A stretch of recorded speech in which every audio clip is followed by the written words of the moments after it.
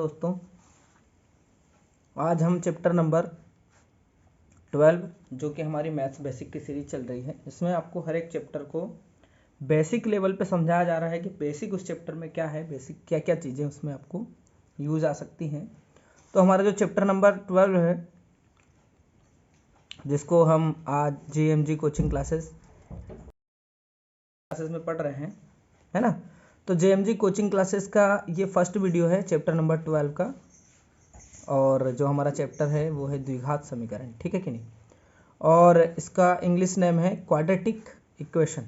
अगर आप English medium से हैं तो आप जो चैप्टर पढ़ रहे हैं वो है क्वाड्रेटिक इक्वेशन, ठीक है कि नहीं। द्विघात समीकरण मतलब कोई भी ऐसा समीकरण, कोई सी भी ऐसी इक्वेशन जिसकी जो पावर रहेगी, जो घात रहेगी वो 2 रहेगी, है ना। और ऐसे समीकरण को हम द्विघात समीकरण बोलेंगे। तो अगर हम देखें तो कोई समीकरण ax⁴ plus bx plus c is equal to 0 हो तथा a is not is equal to 0, यानी a की वैल्यू क्या हो, 0 ना हो, यानी x² कभी भी क्या ना हो, 0 नहीं हो, ऐसी कंडीशन में तब समीकरण एक द्विघात समीकरण कहलाता है। d is equal to b² minus 4ac, है ना। इसको निकालने का फार्मूला है हमारा b² माइनस 4ac। इस समीकरण का विभक्त कर यानी डिस्क्रिमिनेंट कहलाता है। d को हम क्या बोलते हैं, डिस्क्रिमिनेंट बोलते हैं, डिस्क्रिमिनेंट, ठीक है कि नहीं। और इसका फार्मूला क्या है, b² माइनस 4ac, ठीक है। आशा करता हूँ आपको समझ में आया होगा। ये इसकी बेसिक जो थ्योरी है, बेसिक जो डेफिनेशन है वो आज हमने इसकी पढ़ी है। आगे हम देखें तो समीकरण हमारा जैसे कोई समीकरण है ना, ax² plus bx plus c is equal to 0, है ना, के मूल यदि अल्फा और बीटा हो, है ना। मतलब ये जो समीकरण दिया है ax² plus bx plus c is equal to 0, है ना, इसमें मूल है अल्फा और बीटा। अगर इसके अल्फा और बीटा मूल हो तो अगर हम इसका अल्फा निकालना चाहें, ठीक है कि नहीं, तो अल्फा निकालने का फॉर्मूला क्या बनेगा, minus b plus root b² minus 4ac, ठीक है कि नहीं, अपॉन में आ जाएगा 2a। और अगर बीटा निकालना हो तो क्या निकलेगा, minus b minus root b² minus 4ac और 2a।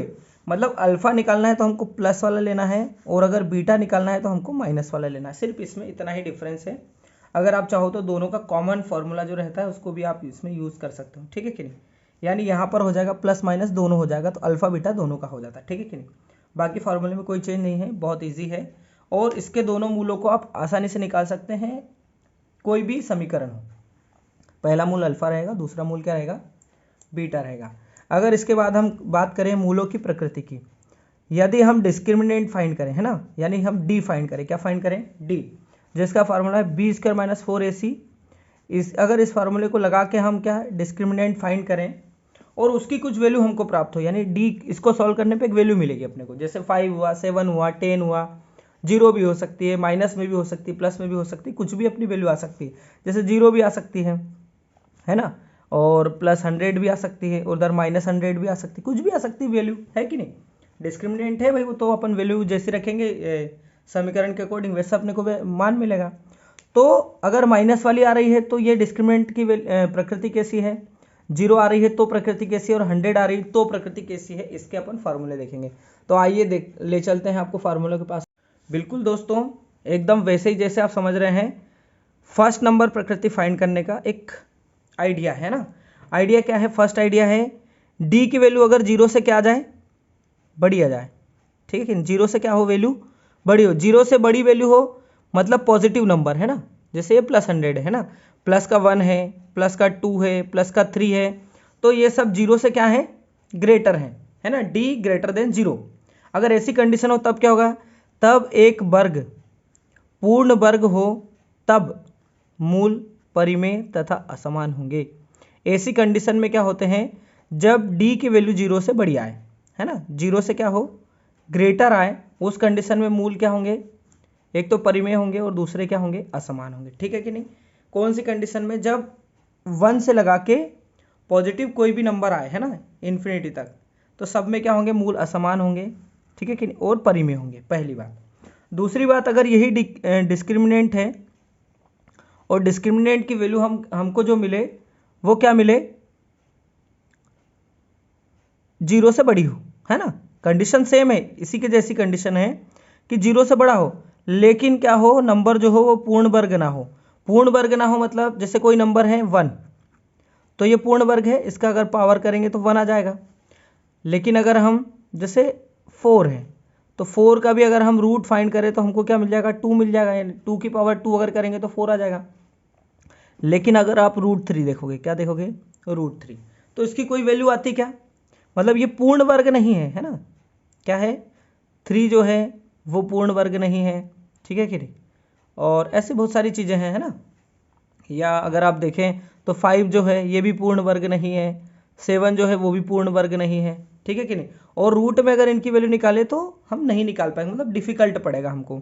तो ऐसे अगर पूर्ण वर्ग ना हो तब मूल अपरिमेय होंगे। कैसे होंगे, अपरिमेय होंगे। और होंगे कैसे, असमान। मतलब अगर 0 से बड़ा वैल्यू कोई आ रहा है तो मूल ऑलवेज क्या होंगे, असमान होंगे, है ना। एक थोड़ा सा लॉजिक भी अपने को लगा के चलना पड़ेगा, अगर लॉजिक नहीं लगाएंगे तो हम इनको फॉर्मूलों को रटने के अलावा हमारे पास दूसरा कोई ऑप्शन नहीं बचता है। इसलिए उनको रटने के बजाय अगर हम उसमें फॉर्मूले अच्छे से क्या करेंगे, समझ के उनका यूज़ करेंगे तो हमको बहुत फ़ायदे हो सकते हैं, ठीक है कि नहीं, और रटने की ज़रूरत नहीं पड़ेगी। थर्ड कंडीशन हमारे पास है, अगर डी की वैल्यू क्या है, 0 आ जाए, क्या आ जाए, 0, तो मूल जो होंगे एक तो परिमेय होंगे और दूसरे क्या होंगे, समान होंगे, ठीक है कि नहीं। इसके बाद 4 हो, डी की जो वैल्यू हो वो लेस देन 0 हो, मतलब 0 से छोटी हो, यानी नेगेटिव वैल्यू आए, तो कोई मूल वास्तविक नहीं होगा, ठीक है कि नहीं। यानी जैसे डी लेस देन 0 मतलब कि -1 हुआ, -2 हुआ, -3 हुआ, ऐसे आप इन्फिनिटी तक चले जाओ, है ना। कोई भी नंबर जो है वो 0 से क्या रहेगा, बिलो रहेगा, ठीक है कि नहीं, है ना। तो उस समय क्या है, सारे मूल कैसे होंगे, कोई भी मूल वास्तविक नहीं होगा, है ना, मतलब अवास्तविक मूल हमको प्राप्त होते हैं, ठीक है कि नहीं। और देखते हैं, अगर आप देखेंगे ax² + bx + c = 0 के मूल अगर अल्फा बीटा हैं, तब हम क्या देखते हैं कि मूलों का योग ज्ञात करना रहता है। क्या रहता है, मूलों का योग अगर ज्ञात करना हो तो पहला मूल है अल्फा, दूसरा मूल है बीटा, दोनों का अगर योग फाइंड करना है तो क्या है, प्लस है, ठीक है कि नहीं। यानी अल्फा प्लस बीटा अगर हमको फाइंड करना है मूलों का योग, तो उसका फॉर्मूला रहता है -b/a। क्या रहता है, -b/a, है ना, माइनस का रहता है ये। और अगर मूलों का गुणनफल सेम करना हो, अल्फा और बीटा का हमको क्या निकालना हो, दोनों मूल जो है अल्फा बीटा, अगर उनका हमको निकालना है गुणनफल या गुना निकालना है उनका, तो उसका फॉर्मूला रहता है c/a, ठीक है कि नहीं, ठीक है कि नहीं। अगर अल्फा बीटा हमको निकालना है तो c/a फॉर्मूला आपको लगाना पड़ेगा। अभी हम जो क्वेश्चन करेंगे उसमें हमें डायरेक्ट फार्मूलों का यूज़ करना पड़ेगा। तो देखें, अल्फा बीटा मूल वाला कोई समीकरण हमको ज्ञात करना हो तो उसको बनाने का क्या रहता है, सीधा सीधा एक फॉर्मूला है। ये आपको फॉर्मूला बुक में भी नहीं मिलेगा, है ना, बहुत कम बुक में मिलेगा, या पहली बात तो ये फॉर्मूला मिलता ही नहीं है ना। इसलिए इसको लिख लेना, a² - alpha plus beta x plus alpha beta = 0। ये जो हमने फॉर्मूला देखा है, ठीक है कि नहीं। इस फार्मूले से हम क्या कर सकते हैं, बहुत इजीली किसी भी अल्फ़ा बीटा मूल वाले अगर कोई चीज़ हमको दिया है ना, किसी समीकरण के मूल दिए हैं अल्फ़ा बीटा, तो उस समीकरण को हम इजीली फाइंड कर सकते हैं, ठीक है कि नहीं। तो देखते हैं, आइए दोस्तों हम चलते हैं क्वेश्चन नंबर 1 पे, और आप देखेंगे कि किस तरह से हम इन फार्मूलों का यूज़ करके क्वाड्रेटिक इक्वेशन नाम का जो हमारा चैप्टर है द्विघात समीकरण, इसको एकदम मक्खन बना देने वाले हैं, ठीक। जी हाँ दोस्तों, बहुत ही प्यारा क्वेश्चन हमारे सामने है। आप अगर देखेंगे तो हमारा जो क्वेश्चन है, हल कीजिए 3x² + 2x = 0। हल कीजिए का मतलब सीधा सीधा ये है कि हमको x की वैल्यू क्या करना, फाइंड करना है ना। तो x की वैल्यू अगर हमको फाइंड करना है तो हम कैसे निकालेंगे भैया, आप यहाँ पर देख सकते हैं कि आपको यहाँ पर x कॉमन मिल जाएगा। क्या कॉमन मिल जाएगा, x, है ना। अगर हमको x कॉमन मिल गया है तो हम उसका क्या है, बहुत बढ़िया वैल्यू इसकी फाइंड कर सकते हैं ना। तो अगर x वैल्यू यहाँ पर अगर हमने कॉमन x ले लिया तो यहाँ पर क्या बचा, 3x, और यहाँ पर क्या बचा, 2 = 0। अब देखिए यहाँ पर ये जो x है और ये दोनों क्या है, आपस में मल्टीप्लाई में है, ठीक है कि नहीं। तो इस कंडीशन में क्या होता है, या तो हमारे पास ये जो x है ना, ये वाला x इसके इक्वल में या तो ये 0 होगा, या तो ये वाला x 0 होगा, या क्या होगा, इसकी वैल्यू 0 होगी तभी ये 0 होगा। मतलब दो में से कोई ना कोई एक तो 0 है भैया, ठीक है नहीं, या तो ये 0 है या फिर ये 0 है। तो अगर ये 0 है तो x की वैल्यू क्या आ जाएगी, सीधी डायरेक्ट 0 ही आ जाएगी अगर ये वाला 0 है तो। और अगर ये 0 है तो क्या है, इधर देखो ये 2 उधर इसकी ट्रांसपोजिंग होगी तो क्या हो जाएगा, इसको 2 को ट्रांसफर किया तो ये हो गया इधर -2। एक्स इजिकल टू ये 3 इधर मल्टीप्लाई में इधर आएगा तो किस में आ जाएगा, डिवाइड में। यानी या तो x की वैल्यू -2/3 रख दो आप तो भी ये 0 हो जाएगा पूरा समीकरण, और अगर x इजिकल टू 0 रख दो तब भी ये पूरा 0 हो जाएगा। मतलब x की हमको दो वैल्यू प्राप्त होगी, या तो x बराबर 0 होगा या फिर x इजिकल टू -2/3 होगा। तो हमारा ये समीकरण ऑलवेज क्या मिलेगा, हमको 0 मिलेगा। आशा करता हूँ आपको समझ में आया होगा, बहुत ईजी है। एक दो क्वेश्चन आप और देखेंगे तो आपको और समझ में आ जाएगा। चलिए चलते हैं क्वेश्चन नंबर 2 पर। देखिए भाई साहब, ये है हमारा क्वेश्चन नंबर 2, 2x - 3 और इन ब्रैकेट 3x + 5 = 0। अब ये तो देखिए पिछले क्वेश्चन में तो हमको इनको पहले क्या करना पड़ा था, गुणनखंड निकालना पड़ा, फैक्टर फॉर्म में इसको कन्वर्ट करना पड़ा।